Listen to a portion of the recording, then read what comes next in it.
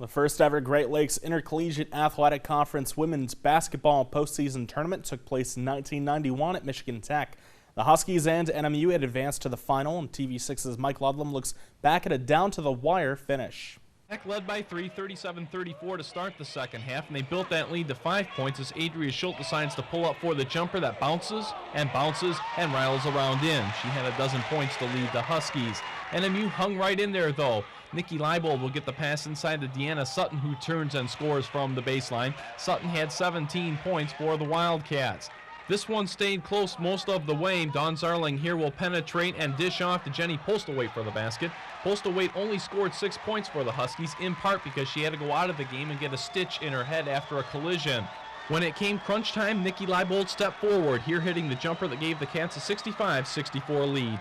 I usually don't look for shots, and it was different for me this weekend to be shooting all the time. It was fun, though. Michigan Tech had a chance to win it, but Jenny Postlethwaite's shot with time running out bounces astray, and NMU held on for a 66-64 victory. With the rivalry and everything, a lot of times the game just goes off on its own. I don't know. I really thought we were going to pull it out. This is the first time that I've ever won anything big, so we really wanted it, and it feels great, and I hope we keep winning. So NMU gets an automatic berth to the NCAA Division II tournament. What about Michigan Tech?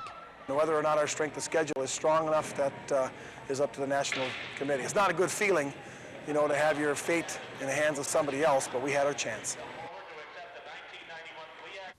The Huskies did make the regional tournament, but lost to Bellarmine in the first round.